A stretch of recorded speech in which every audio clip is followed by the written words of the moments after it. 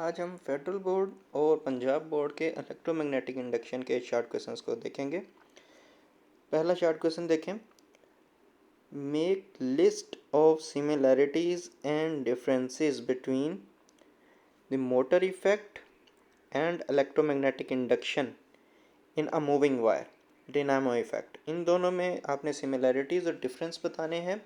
Motor effect किसे कहते हैं ये देखना है, और दूसरा ये कि इलेक्ट्रोमैग्नेटिक इंडक्शन किसे कहते हैं। मोटर इफेक्ट का मतलब ये है कि हम अगर एक कॉइल को, जो कि मैग्नेटिक फील्ड की मौजूदगी में पड़ी है, तो उस कॉइल में से अगर हम इलेक्ट्रिसिटी पास करवाते हैं, उसको पोटेंशियल डिफरेंस प्रोवाइड करते हैं, तो उसके नतीजे में वो रोटेट करती है।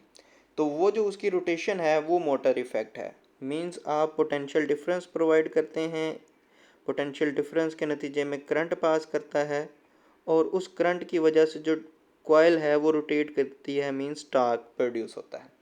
तो एंड रिजल्ट जो है वो टार्क है, मतलब एक मैकेनिकल मूवमेंट है।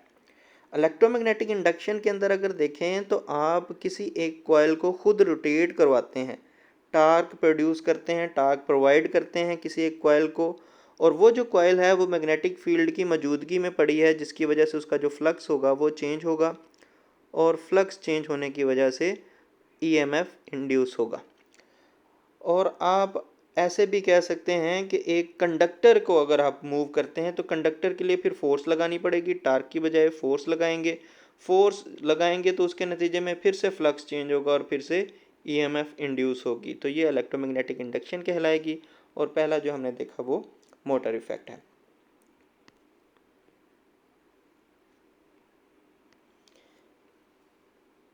Electric energy converted into the mechanical energy, torque is equal to NIBA cos alpha।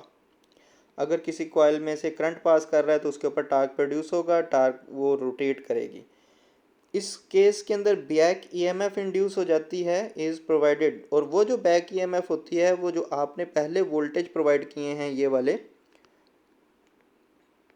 ये जो वोल्टेज आपने पहले प्रोवाइड किए हैं, और ये जो बैक ईएमएफ आई है, ये बैक ईएमएफ पहले वाले वोल्टेज को अपोज करेगी। तो जो नेट वोल्टेज आएंगे इसके अंदर, तो net voltage capital V minus back EMF is equal to I R, ना करंट पास करेगा।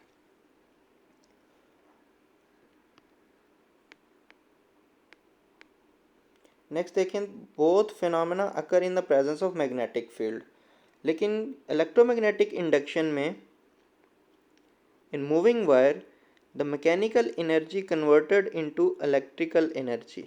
तो मैकेनिकल एनर्जी पहले प्रोवाइड करते हैं और उसके नतीजे में इलेक्ट्रिकल एनर्जी गेट करते हैं। तो E M F is equal to minus V B L sine theta. Motional E M F ये होते हैं minus V B L sine theta. जब किसी कंडक्टर को मैग्नेटिक फील्ड की मौजूदगी में मूव करवाते हैं तो उसके दोनों एंड्स के अक्रॉस पोटेंशियल डिफरेंस क्रिएट हो जाता है। वो पोटेंशियल डिफरेंस इसके बराबर होता है minus V B L sine theta के। Electromagnetic force develops which opposes the mechanical force we provided the wire। तो उस केस के अंदर एक फोर्स डेवलप होती है जो उस चीज़ को अपोज करती है जो आपने पहले प्रोवाइड की है। अगर इस बात को सम अप करें तो सम अप इस तरीके से कर सकते हैं कि मोटर इफेक्ट में आप पहले से वोल्टेज प्रोवाइड करते हैं, इलेक्ट्रिसिटी प्रोवाइड करते हैं, जिसकी वजह से करंट पास करता है। इस करंट के नतीजे में इस कॉइल के ऊपर फोर्स लगती है और वो रोटेट करने लगती है, टार्क प्रोड्यूस हो जाता है। उस टार्क की वजह से फ्लक्स चेंज होता है, और फ्लक्स चेंज होने की वजह से इसके अंदर बैक ईएमएफ इंड्यूस हो जाते हैं। तो ये है मोटर इफेक्ट। इलेक्ट्रोमैग्नेटिक इंडक्शन में आपने कंडक्टर के ऊपर पहले से फोर्स प्रोवाइड की, उस फोर्स के नतीजे में फ्लक्स चेंज हुआ उस एरिया में, और फ्लक्स चेंज होने की वजह से ईएमएफ इंड्यूस होगी, और वो जो ईएमएफ होगी उसकी वजह से करंट पास करेगा, और अगर किसी कंडक्टर में से करंट पास करता है तो उसके ऊपर फोर्स लगती है। तो ये है इलेक्ट्रोमैग्नेटिक इंडक्शन। और इस केस के अंदर अगर आप देखें तो ये जो फोर्स होंगी, दोनों एंड रिजल्ट ये एक दूसरे को अपोज करेंगे, दोनों एक दूसरे को अपोज करेंगे। और यहाँ पे ये जो वोल्टेज हैं और ये जो ईएमएफ हैं ये भी दोनों एक दूसरे को अपोज करते हैं। तो ये पूरा इसका बैकग्राउंड है मोटर इफेक्ट का और इलेक्ट्रोमैग्नेटिक इंडक्शन का। नेक्स्ट क्वेश्चन देखते हैं।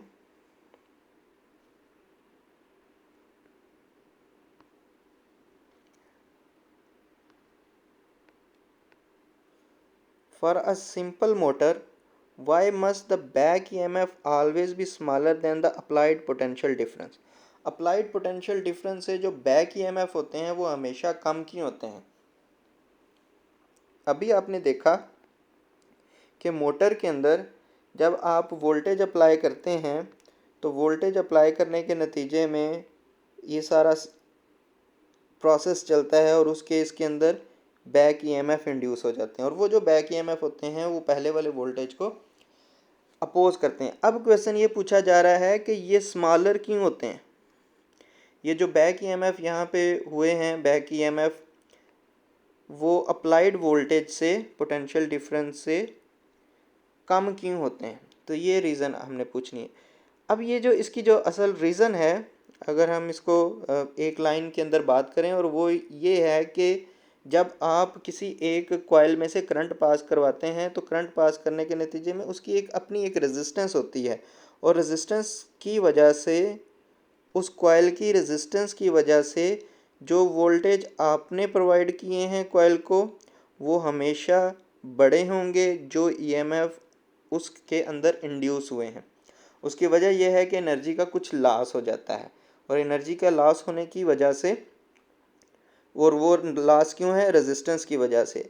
और अगर हम इसकी इक्वेशन लिखें बैक ईएमएफ की तो, या नेट वोल्टेज की, तो इस तरीके से लिखी जा सकती है कि voltage minus back EMF is equal to I R, ये इसके बराबर होगा।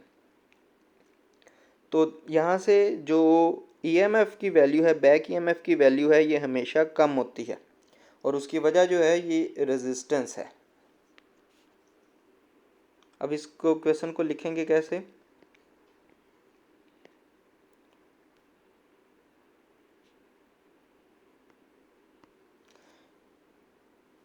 Back EMF depends upon the following factors. जो बैक ईएमएफ होते हैं वो फॉलोइंग फैक्टर्स पे डिपेंड करते हैं। नंबर ऑफ कॉइल पे, एरिया ऑफ कॉइल है, स्ट्रेंथ ऑफ मैग्नेटिक फील्ड है, एंगुलर स्पीड है and load applied to the motor.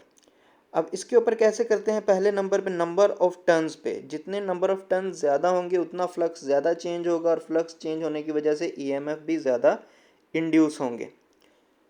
इसी तरह एरिया ऑफ कॉइल पे, strength of the magnetic field पे, और फिर एंगुलर स्पीड के ऊपर, और फिर लोड के ऊपर। लोड के ऊपर ये कैसे डिपेंड करते हैं? लोड का मतलब कि आपने इसके ऊपर कोई लोड अप्लाई किया है मोटर पे, तो मोटर के लोड की वजह से इसकी एंगुलर स्पीड पे फ़र्क पड़ेगा। एंगुलर स्पीड कम हो जाएगी और अगर एंगुलर स्पीड डिक्रीज़ हो जाए तो फिर बैक ईएमएफ भी डिक्रीज़ हो जाता है, क्योंकि बैक ईएमएफ जो है वो एंगुलर स्पीड के ऊपर डिपेंड करता है। एंगुलर स्पीड जितनी ज़्यादा होगी बैक ईएमएफ भी उतना ज़्यादा होगा। तो ये जो प्रोसेस चलेगा एक मोटर के अंदर, उसको ऐसे लिखा जा सकता है। Electric motor is a device which convert the electrical energy into the mechanical energy if we apply potential difference across the motor. अगर मोटर के अक्रॉस पोटेंशियल डिफरेंस अप्लाई करेंगे the coil of the motor tends to rotate. वो coil rotate करेगी। Coil क्यों rotate की है? जब किसी एक कॉइल में से करंट पास करता है और वो कॉइल मैग्नेटिक फील्ड की मौजूदगी में पड़ी है तो उसके ऊपर टार्क अप्लाई होगा और वो टार्क की वैल्यू आप जानते हैं, in a presence of magnetic field which cause to produce the back EMF in the coil. तो फिर बैक ईएमएफ इसके अंदर प्रोड्यूस होंगे और उसका सीक्वेंस मैंने आपको बताया है कि वोल्टेज अगर आप अप्लाई करते हैं तो वोल्टेज के नतीजे में करंट पास करता है, करंट पास करने की वजह से वो रोटेट करती है, रोटेट करने की वजह से फ्लक्स चेंज हो जाता है और फ्लक्स चेंज होने की वजह से ईएमएफ इंड्यूस होते हैं और ये बैक ईएमएफ है। Initially back EMF is zero because zero angular speed of the coil. Initially जब वो स्टार्ट ही नहीं हुई तो तब बैक ईएमएफ ज़ीरो है। As the speed of the coil increases, जैसे ही स्पीड इंक्रीज करेगी बैक ईएमएफ भी इंक्रीज करेंगे, क्योंकि बैक ईएमएफ का और एंगुलर स्पीड का डायरेक्ट ताल्लुक है। When the coil reaches its maximum operating speed, the back EMF will be generated at the constant rate because of the constant angular speed of the coil. At this moment, the back EMF is less than the applied potential difference due to the resistance of the coil. तो resistance of the coil की वजह से जो back EMF लिखे जाते हैं वो capital V minus I R के बराबर होंगे।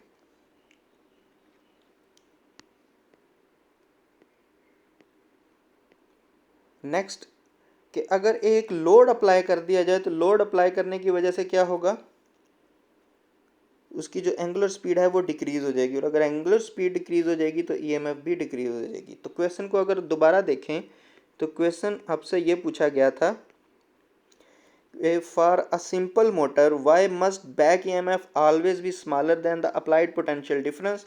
तो इसका अगर एक आपने आंसर देना है और वो ये है कि वो रेजिस्टेंस की वजह से एनर्जी लॉस होती है, और आगे आपने उसका सारा प्रोसेस एक्सप्लेन कर दिया।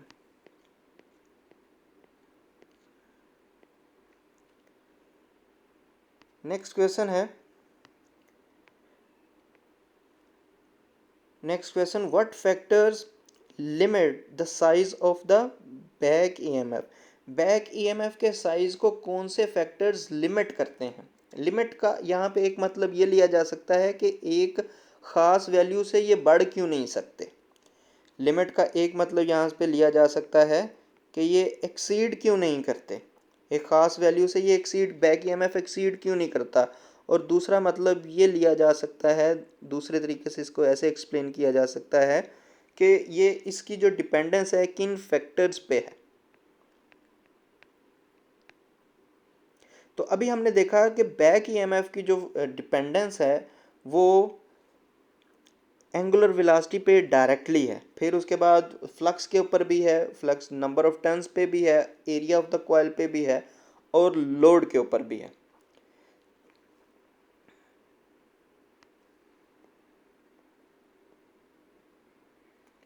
अगर तो इसका आंसर दिया जाए कि कौन से फैक्टर्स लिमिट करते हैं इसको, तो जो लिमिट का मतलब जो एक्सीड नहीं होने देते, जो एक्सीड नहीं होने देते, और वो है रेजिस्टेंस, कि रेजिस्टेंस एक ख़ास वैल्यू से उसको एक्सीड नहीं होने देती, और रेजिस्टेंस ऑफ द कॉइल। और दूसरे जो है फैक्टर्स, जिन जिन फैक्टर्स के ऊपर वो डिपेंड करती है वो इस क्वेश्चन के अंदर लिखेंगे। तो ये दो पॉइंट्स इसके अंदर क्रूशियल होंगे इसके आंसर में। The back EMF depends upon the following factors: number of the turns of the coil, area of the coil, strength of the magnetic field, angular speed and load applied to the motor। इसके अलावा एक और बात हम कह सकते हैं, और वो है रेजिस्टेंस। कि रेजिस्टेंस के ऊपर भी बैक ईएमएफ डिपेंड करते हैं। असल में जो इंड्यूस्ड ईएमएफ हैं, ये क्वेश्चन भी इम्पॉर्टेंट है कि जो इंड्यूस्ड ईएमएफ हैं वो रेजिस्टेंस पे डिपेंड करते हैं या नहीं करते। तो इंड्यूस्ड ईएमएफ रेजिस्टेंस पे डिपेंड नहीं करते, अलबत्ता जो बैक ईएमएफ हैं वो रेजिस्टेंस पे डिपेंड करते हैं।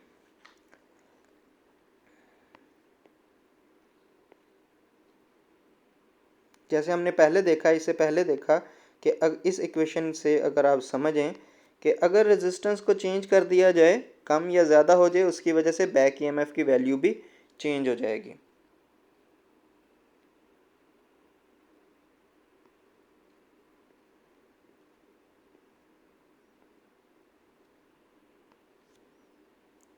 Electric motor is a device which convert the electrical energy. किसी हद तक आंसर वही है, सिर्फ आपने इसके अंदर जो एक्सप्लेन करना है वो रेजिस्टेंस की बात है, और वो भी लास्ट पे है। ये दो तरह के ही क्वेश्चन है, एक ही क्वेश्चन है उसको दो तरह से पूछा गया है, तो इसका आंसर भी सेम वही बनता है। एक उसका रिजल्ट बताना है कि वो लिमिट क्यों करता है, और दूसरा ये कि उसकी डिपेंडेंस किस किस पे है।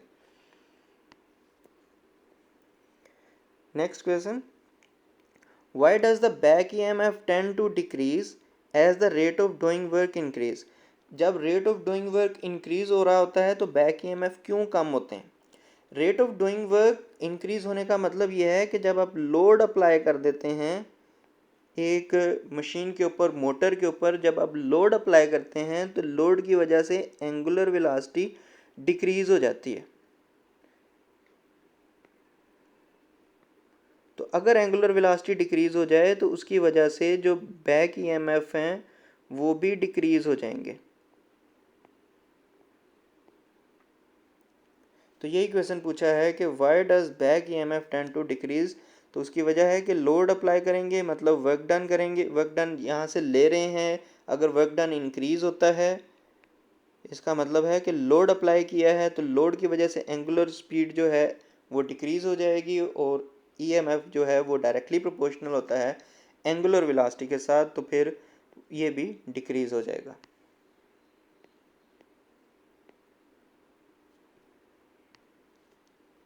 Electric motor is a device which convert the electrical energy into the, ये रिपीटेशन आप देख रहे हैं इसके अंदर, इसका मतलब ये है कि क्वेश्चंस के अंदर आपने एक बैकग्राउंड बनाना है और उसके बाद आपने इसका आंसर देना है, क्योंकि इसके क्वेश्चंस के अंदर अगर आप बैकग्राउंड नहीं देते, इसकी तफसील नहीं देते, तो कुछ हो सकता है कि कोई मार्क आपका कट सके। तो इस वजह से पॉसिबिलिटी ये है कि आप इसकी ज़्यादा से ज़्यादा जितनी एक्सप्लेनेशन कर सकते हैं ब्रीफली उतना आप इसको एक्सप्लेन करें।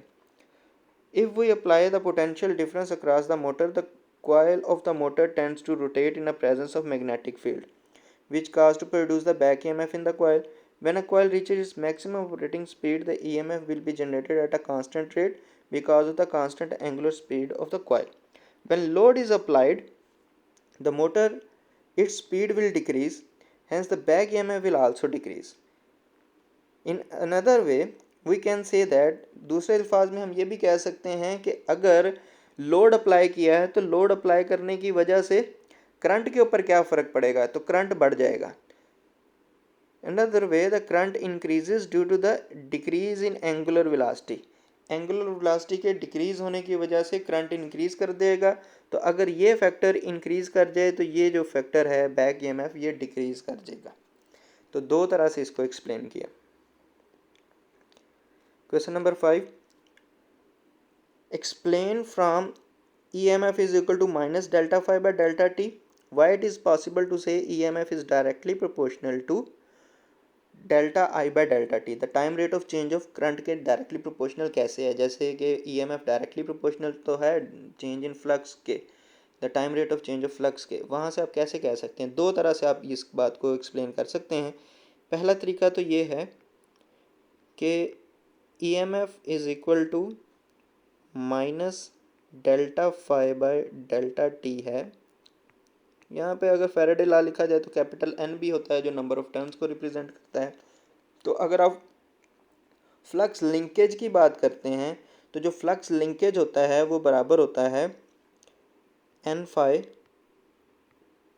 डायरेक्टली प्रोपोर्शनल होता है करंट के, और अगर प्रोपोर्शनलिटी कांस्टेंट को ख़त्म किया जाए तो एन फाई बराबर होगा कैपिटल एल या कैपिटल एम। अगर तो म्यूचुअल इंडक्शन है तो फिर कैपिटल एम आएगा, और अगर सेल्फ इंडक्शन है तो कैपिटल एल। तो आप जनरली कैपिटल एल कह सकते हैं कि चलें ये सेल्फ इंडक्शन है, दोनों में फ़र्क नहीं पड़ेगा, सिर्फ कांस्टेंट का फ़र्क आएगा एंड आई।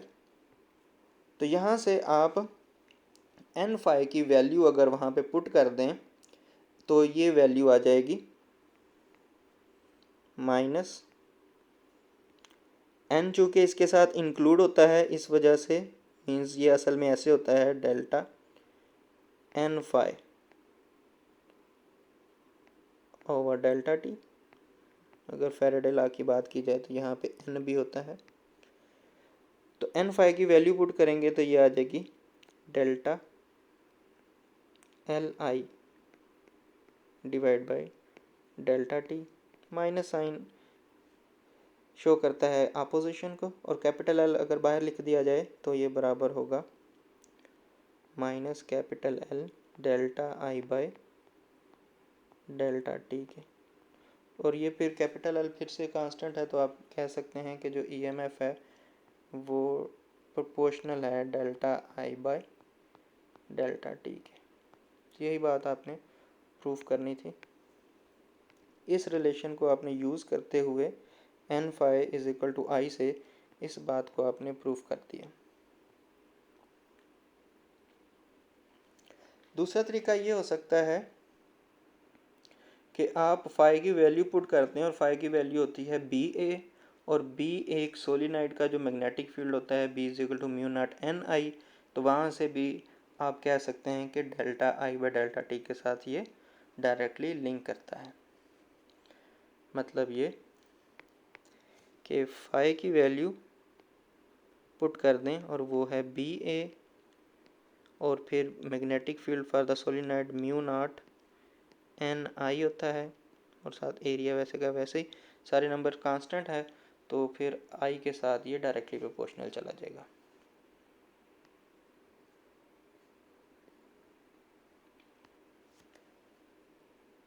सेम वही वाली एक्सप्लेनेशन है।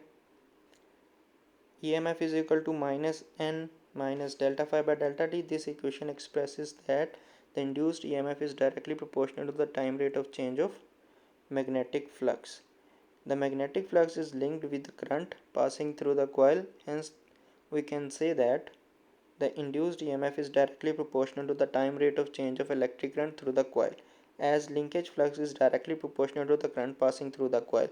ये linkage flux है, और लिंकेज फ्लक्स डायरेक्टली प्रोपोर्शनल होता है करंट के, जितना करंट उस कॉइल में से पास कर रहा है। मींस ये कि अगर एक कॉइल ये है और इस कॉइल में से कोई करंट पास कर रहा है, अल्टरनेटिंग सोर्स अप्लाई किया है, और इसी कॉइल में से जो फ्लक्स पास कर रहा है, इसी कॉइल में से जो फ्लक्स पास कर रहा है वो इसकी करंट की वैल्यू पे डिपेंड करता है कि करंट अगर ज़्यादा होगा तो फ्लक्स भी ज़्यादा होगा। तो N phi is directly proportional to the current, और proportionality constant capital L, and हमने लेट कर लिया capital N is equal to 1,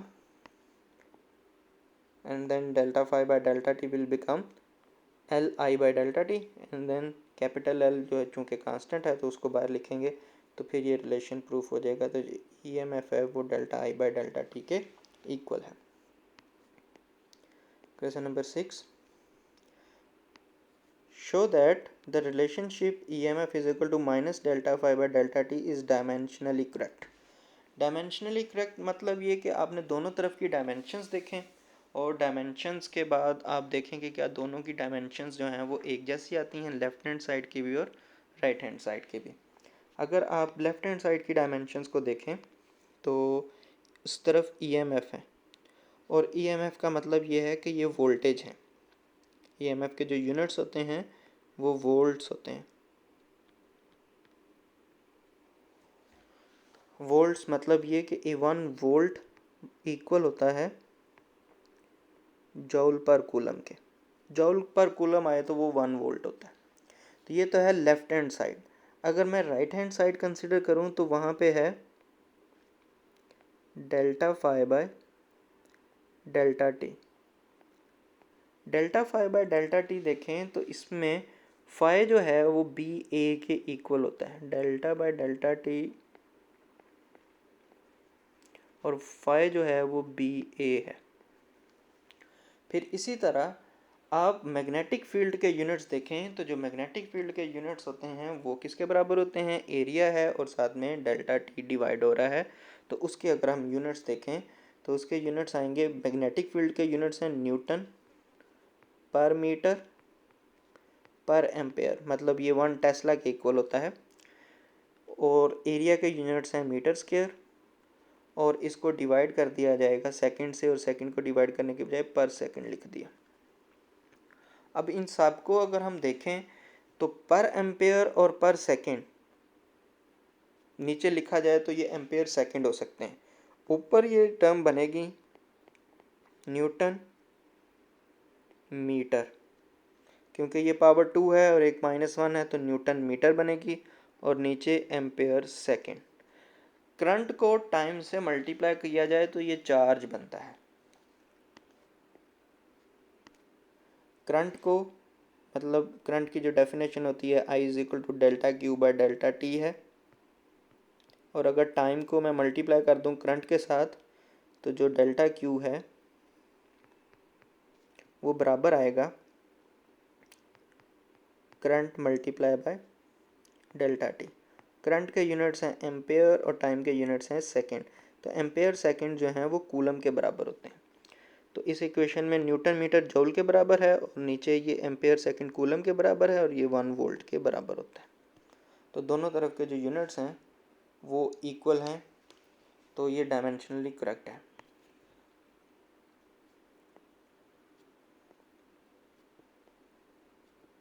फिर 1 वोल्ट की आप डायमेंशंस भी लिख सकते हैं कि इसकी डायमेंशंस क्या आएंगी, और दूसरी तरफ भी 1 वोल्ट की जो डायमेंशंस हैं वो भी इक्वल आएंगी। डायमेंशंस क्योंकि यूनिट्स इक्वल हैं तो डायमेंशंस भी इक्वल हैं। EMF has the units of joule per coulomb और volts. Delta phi by delta T को उसी तरीके से फाई की जगह पे BA पुट कर दिया और फिर B के यहाँ पे यूनिट्स पुट किए न्यूटन पर मीटर पर एम्पेयर, लेकिन चूंकि साथ में एरिया के मीटर स्क्वायर हैं तो वो मीटर की पावर 1 है और साथ में पर सेकंड टाइम वाला, तो पर एम्पेयर पर सेकंड पर कूलम बन गया और जूल पर कूलम जो है वो वोल्ट के बराबर है। तो दोनों के यूनिट्स एक जैसे हैं, इसका मतलब है ये डायमेंशनली करेक्ट है। Question number 7, give the formula for the flux linkage in terms of the angular orientation. Flux linkage बताना है एंगुलर ओरिएंटेशन में, तो जो फ्लक्स होता है वो BA cos थीटा होता है। मैक्सिमम फ्लक्स के लिए जो थीटा है वो 0 होना चाहिए और मिनिमम फ्लक्स के लिए जो एंगल थीटा है वो 90 होना चाहिए। इसकी ओरिएंटेशन कैसी होगी अगर आप देखें, इसकी डायग्राम अगर आप बनाएं तो पहले वाले की जो मैक्सिमम फ्लक्स जब पास करता है तो ओरिएंटेशन ऐसी होती है,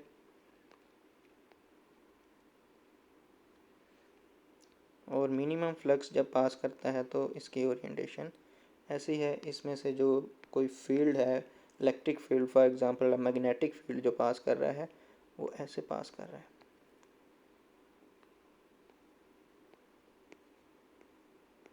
ये magnetic field maximum magnetic field pass करेगा और इस केस में कोई भी मैग्नेटिक फील्ड लाइन उस एरिया में से पास नहीं कर रही, इस वजह से ये मिनिमम फ्लक्स होगा। Question number 8, explain the eddy current in terms of Lenz's law. Lenz's law की मदद की टर्म में आपने एडी करंट को एक्सप्लेन करना है। Eddy current in terms of Lenz's law and also drawing a suitable diagram show that the direction of eddy current and polarity produced in the sheet as a result of magnetic field। Magnetic field की वजह से पहले तो आप ये बताएं कि eddy current क्या है। Explain the eddy current in terms of Lenz's law. तो एडी करंट का मतलब ये है कि जब आप किसी एक कॉइल में से या किसी शीट में से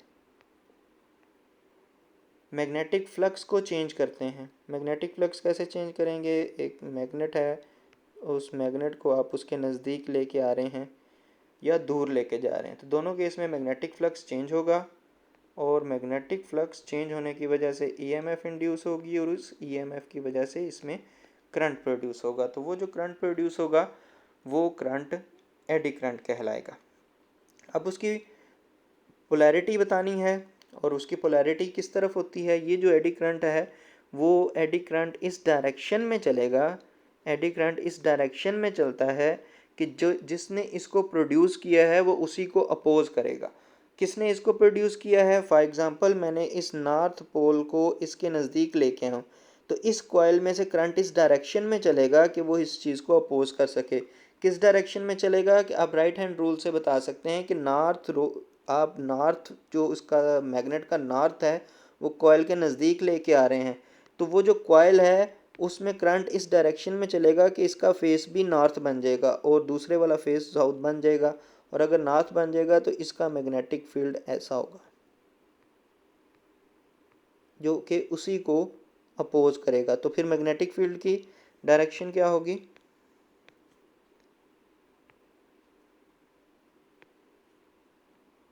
मैग्नेटिक फील्ड नॉर्थ की तरफ है। करंट की डायरेक्शन किस तरफ होगी, करंट की डायरेक्शन अगर ड्रा करनी है तो राइट हैंड रूल से अपने थंब को मैग्नेटिक फील्ड लाइंस की डायरेक्शन में अलाइन करें और जो आपकी फिंगर्स होंगी राइट हैंड की जो कर्लिंग फिंगर्स हैं वो करंट की डायरेक्शन को रिप्रेजेंट करेंगी। और मैग्नेट की अगर तरफ से देखा जाए तो ये एंटी क्लॉकवाइज होंगी। तो जब आपने क्लॉकवाइज या एंटी क्लॉकवाइज बताना है तो रेफरेंस देना होगा, तो वो रेफरेंस जो है वो मैग्नेट की तरफ से है। तो मैग्नेट की तरफ से अगर देखें तो ये जो फिंगर्स होंगे ये एंटी क्लॉकवाइज हैं, तो इसका मतलब करंट एंटी क्लॉकवाइज पास करेगा। इसी तरह शीट में होगा कि अगर मैग्नेट इसके नज़दीक लेके आएंगे तो इसमें भी मैग्नेटिक जो फ्लक्स चेंज होने की वजह से EMF इंड्यूस होगी, उसकी वजह से करंट पास करेगा और वो करंट जो है उसकी डायरेक्शन डिपेंड करती है कि आप मैग्नेट उसके नज़दीक लेके आ रहे हैं या उससे दूर लेके जा रहे हैं। तो क्वेश्चन नंबर 8 को इस तरीके से लिखेंगे, if we move a north pole of a magnet towards a conducting sheet placing perpendicular to the magnetic field. अगर मैग्नेटिक फील्ड के परपेंडिकुलर आपने शीट रखी है, फर्ज करें ये शीट है और इस शीट के नज़दीक आप एक मैग्नेट लेके आ रहे हैं और मैग्नेट का नॉर्थ पोल लेके आ रहे हैं, तो फिर क्या होगा, then EMF induced in a sheet according to the Lenz's law the eddy current will flow in such direction in which it can oppose the change which produced it. अब इस वाली शीट में करंट इस direction में चलेगा कि जो change आपने इसमें किया है वो उसी को अपोज करे, और चेंज आपने क्या किया है, मैग्नेट को आप उसके नज़दीक लेके आए हैं, मैग्नेट को नज़दीक लाने की वजह से इसमें जो करंट पास करेगा वो करंट इस डायरेक्शन में होगा कि उसका जो मैग्नेटिक फील्ड होगा वो मैग्नेटिक फील्ड इसी को अपोज कर सके। और अभी हमने देखा कि मैग्नेटिक फील्ड इस तरफ से मैग्नेट की तरफ से एंटी क्लॉकवाइज होगा ताकि वो उसको अपोज कर सके। So the eddy current will flow in anti clockwise direction viewing from the magnet. तो ये चीज़ इंपॉर्टेंट है कि आपने मैग्नेट की तरफ से देखने हैं the side so that the face of the sheet toward the bar magnet can become the north pole too. तो वो नॉर्थ पोल बनेगी जिसकी वजह से वो उसको अपोज कर सके। Question number 9, how electromagnetic brake works. Electromagnetic brake works कैसे करती हैं, तो इलेक्ट्रोमैग्नेटिक एडी करंट के इसका जो प्रिंसिपल है वो एडी करंट है। एडी करंट जब पास करता है तो उसके अंदर अपोजिशन आएगी। जैसे अभी आपने देखा कि एक शीट के नज़दीक अगर मैं मैग्नेट लेके जाता हूँ तो वो शीट के अंदर जो मैग्नेटिक फील्ड फ्लक्स चेंज होगा उसकी वजह से जो EMF इंड्यूस होगा वो उसी वाले मैग्नेट को अपोज करेगा, इसी वाले मैग्नेट को ये अपोज करेगा। यही एडी करंट जो है ये हम इलेक्ट्रोमैग्नेटिक ब्रेक्स के अंदर भी यूज़ कर सकते हैं। Electromagnetic brake, which is becoming the popular especially in trains, works on the principle of electromagnetic induction, in which the electromagnetic force dwells the opposite to the motion.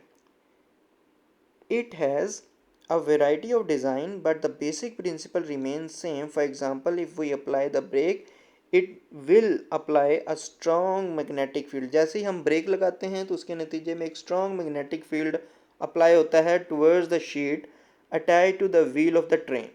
The magnetic flux will change through the rotating sheet. जो sheet rotate कर रही है उस wheel के साथ में उसके अंदर मैग्नेटिक फ्लक्स चेंज होगा जिसकी वजह से उसके अंदर EMF इंड्यूस होगा और एडी करंट पास करेगा, which cause produce the eddy currents in the sheet to due to which motion becomes strongly damped हो जाएगी क्योंकि वो उसी को अपोज करेगा। जो एडी करंट्स होंगे और जो आपके अप्लाई किए हुए मैग्नेट्स होंगे वो एक दूसरे को अपोज करेंगे और उनकी अपोजिशन की वजह से ये जो मोशन होगी ये डैम्प्ड हो जाएगी। आप इस चीज़ को ऐसे भी समझ सकते हैं कि फ़र्ज़ करें मेरे पास एक शीट है और उस शीट के नज़दीक अगर मैं मैग्नेट लेके आऊँ या शीट को मैग्नेट की तरफ लेके जाऊँ, मैग्नेट फ़र्ज़ करें रेस्ट पे है और शीट को उसके नज़दीक लेके आऊँ तो शीट के अंदर ये फ्लक्स चेंज होगा, फ्लक्स चेंज होने की वजह से EMF इंड्यूस होगी और जो EMF इंड्यूस होगी उसकी वजह से जो करंट चलेगा वो उसकी अपोजिट डायरेक्शन में। लेकिन अगर शीट को इसके नज़दीक लेके आएँ या इससे दूर लेके जाएँ, दोनों केसेस के अंदर ये इसको अपोज ही करेगा जिसकी वजह से जो रोटेशन है वो स्ट्रांगली डैम्प हो जाएगी। Hence the speed decreases or eventually stops due to the applied magnetic field. तो ये electromagnetic breaks कहलाती हैं। Question number 10. A bar magnet is dropped inside a long vertical tube. If the tube is made of the metal, the magnet quickly approaches to the terminal speed. But if the tube is made of the cardboard, the magnet falls with a constant acceleration. Explain why the magnet falls differently in the metal tube than it does in the cardboard. अब यहाँ से समझ आ रही है कि metal है और cardboard है, तो अगर एक मेटल में से जो मैग्नेट है वो पास करता है तो इसका मतलब यह है कि मेटल में फ्लक्स चेंज होगा, फ्लक्स चेंज होने की वजह से EMF इंड्यूस होगी, एडी करंट होगा और एडी करंट की वजह से वो उसकी जो मोशन होगी वो स्ट्रांगली डैम्प हो जाएगी। स्ट्रांगली डैम्प है तो इसका मतलब ये है कि वो जल्दी अपनी टर्मिनल स्पीड पे पहुंच जाएगा। अलबत्ता कार्डबोर्ड है, अगर इंसुलेटर्स हैं तो उसमें एडी करंट प्रोड्यूस नहीं होगा, कोई अपोजिशन नहीं होगी और वो फिर कांस्टेंट एक्सेलरेशन के साथ नीचे मूव करेगा। इसकी एक्सप्लेनेशन देखें कि when the tube is made of metal, जब मेटल से ट्यूब को बनाया गया है, if the tube is made of the metal then the eddy current will flow in the metal due to the electromagnetic induction. Electromagnetic induction मतलब flux change हुआ है, flux change होने की वजह से ईएमएफ इंड्यूस होगा और ईएमएफ की वजह से करंट पास किया है और वो जो करंट होगा वो उसी चेंज इन फ्लक्स को अपोज करेगा। The induced current will flow in side direction in which it can oppose the change which produced it, ये according to Lenz's law है। These eddy currents will provide the strong drag force to moving downward bar magnet, hence the bar magnet will quickly approaches to its terminal speed, and when the tube is made of cardboard or insulators, if the tube is made of the cardboard then there will be no electromagnetic induction in cardboard and hence no drag force acting on the bar magnet, hence the bar magnet falls with a constant acceleration। जैसे एक कोई particle है वो gravitational acceleration के अंदर वो move कर रहा है, नीचे की तरफ आ रहा है विदाउट एनी ड्रैग फोर्स, अगर हम निगलेक्ट कर रहे हैं एयर फ्रिक्शन को। क्वेश्चन नंबर 11,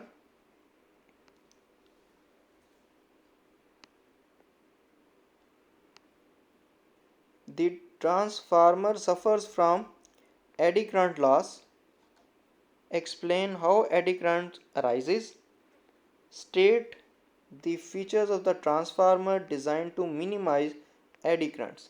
पहले तो ट्रांसफार्मर में देखें कि एडी करंट कैसे आता है, एक्सप्लेन करना है एडी करंट कैसे राइज होता है पहले नंबर पे, दूसरे नंबर पे ये एडी करंट को कैसे कम किया जाता है। अगर आप ट्रांसफार्मर को देखें तो ट्रांसफार्मर में क्या होता है, ट्रांसफार्मर में एक आयरन कोर है,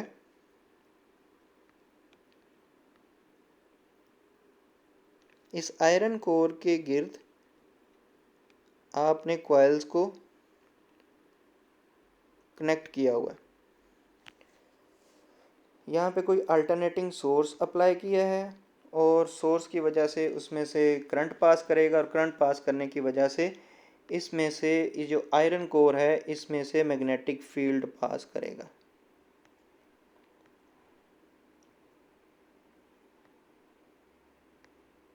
और वो जो मैग्नेटिक फील्ड है वो आयरन कोर के थ्रू दूसरे वाली जो प्राइमरी कॉइल है उसमें से भी पास करेगा।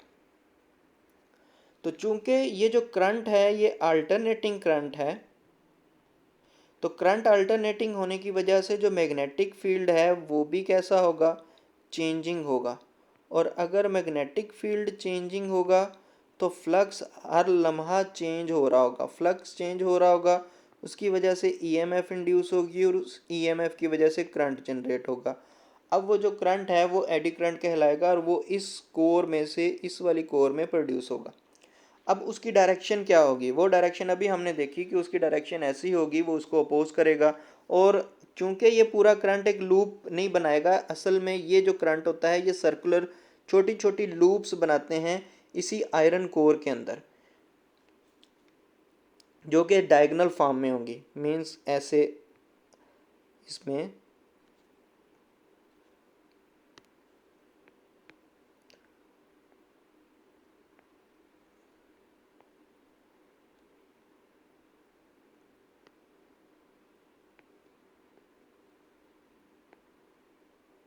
अगर ये कोर है और इस कोर में से जो करंट लूप्स होंगी वो ऐसे जनरेट होंगी,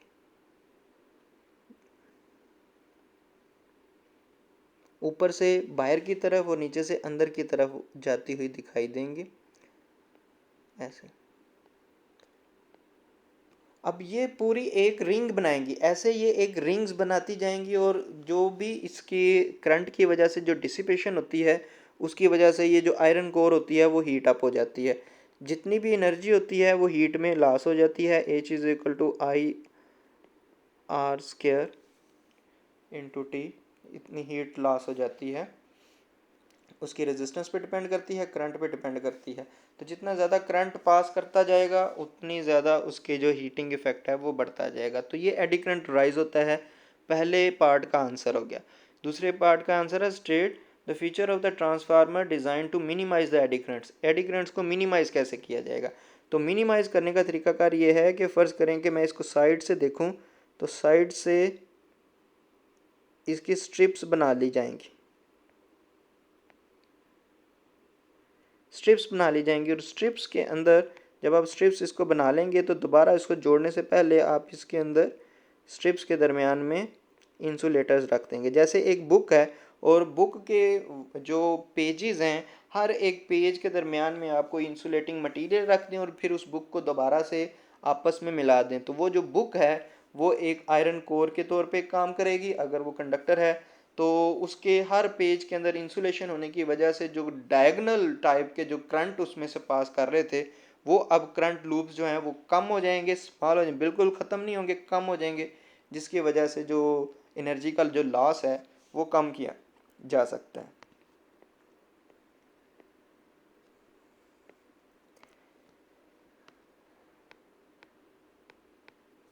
Magnetic flux passing through the iron core is continuously changing due to the alternating current passing through the primary coil.